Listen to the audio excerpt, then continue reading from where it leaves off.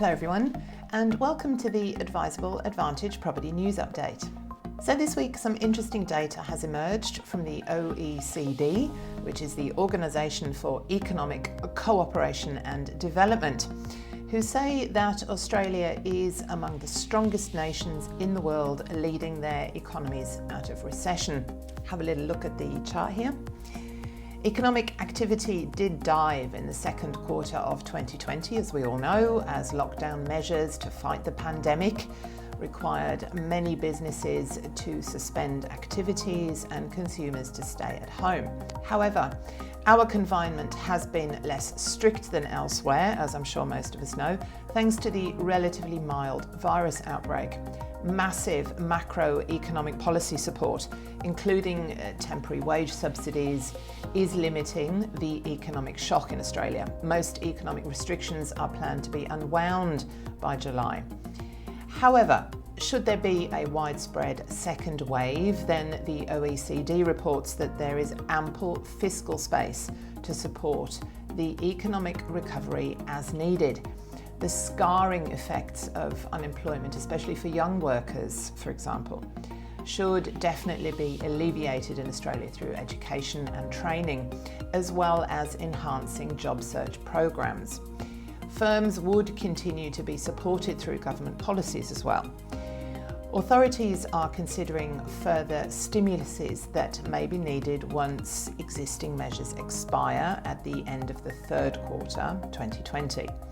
Such support will focus, of course, on improving resilience and social and physical infrastructure. Again, you can see on the chart how confident they are in Australia's economic resilience. We are right up there in the top 5. In fact, they rate us as second in terms of resilience and being able to manage the effects of COVID-19. The OECD report that continued restrictions on international travel throughout 2020, together with Australia's geography, do imply that a second outbreak could be smaller than maybe experienced elsewhere. Australia's ample fiscal space permits a strong response to a second outbreak, or if the recovery falters for some reason. To bolster employment growth, the government plans to improve the skills training system and encourage industrial relations reforms. The government has recently announced plans to support particularly hard-hit sectors, including a stimulus package for the construction and, as we read today, the entertainment industries. According to the Westpac Melbourne Institute Index of Consumer Sentiment, consumer confidence has rebounded by 16.4% to 88.1 in May from the extremely weak 75.6 in April. They say that remarkably, consumer confidence is now back around pre-COVID levels, having recovered all of the extreme 20% drop seen when the pandemic exploded in March and April this year.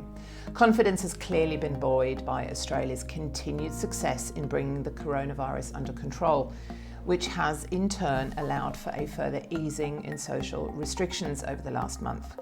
The index is actually now only 2% below the average in the preceding September to February period.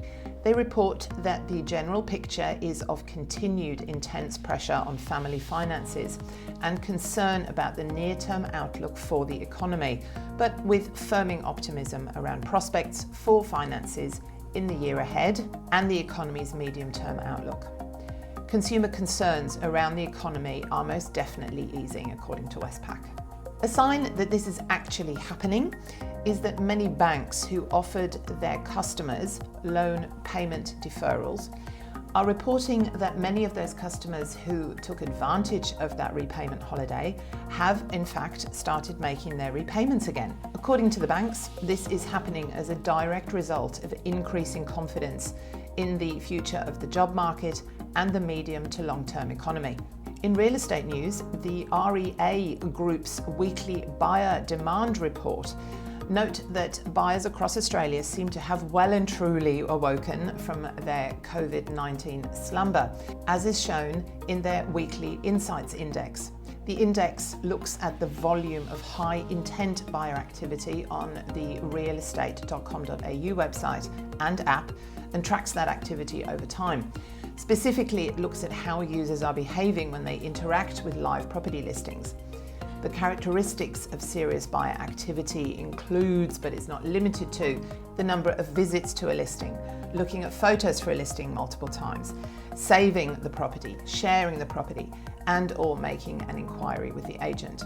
So all of that activity means that it's not just a passing interest in the real estate market, it is a serious buyer inquiry.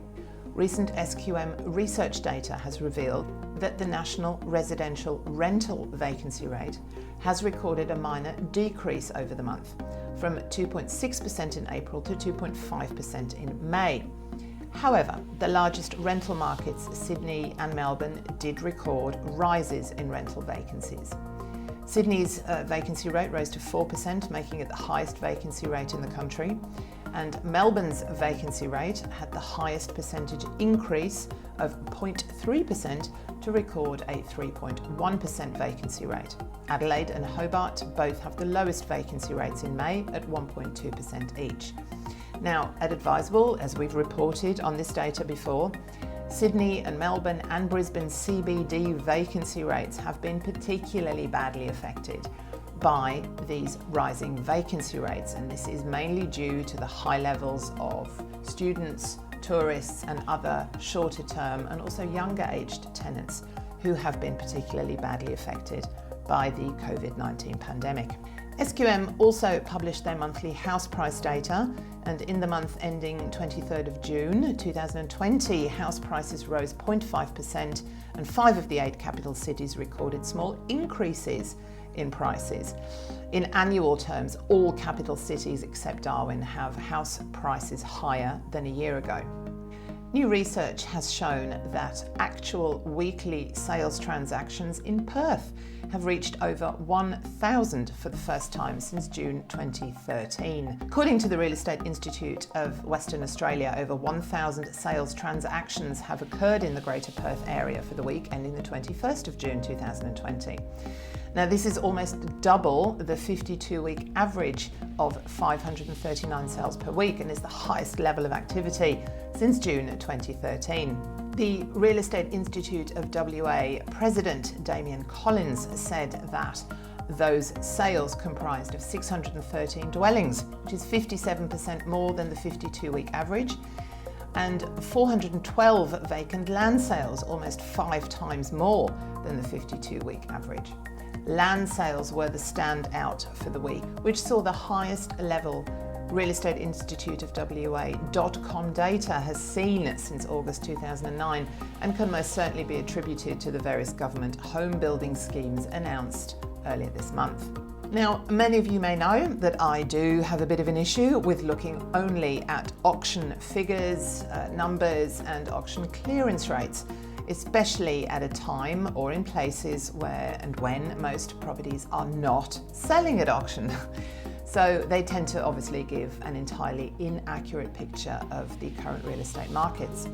It is, however, still interesting to note. So, according to new figures released by CoreLogic, the number of homes going under the hammer has increased again over the past week. And according to their weekly report, there were 1,262 homes scheduled for auction for the week ending the 21st of June. These were returning a preliminary auction clearance rate of 66.1%. This was up from the 63.3% preliminary clearance rate last week across 1,181 auctions, which was later revised down to 59.3% at final figures. So as auction volumes increase across the combined capital cities, so did the clearance rate.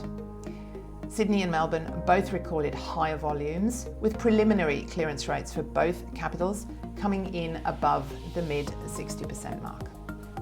Please do subscribe to our channel so that you don't miss out on our area reports, our free webinars, further news updates. Leave us a comment below. Let us know if you have any questions or concerns, anything to do with your property buying. Please check out our website for more details on our services. and how our advisors and buyer's agents can help you. And I will see you soon. Bye.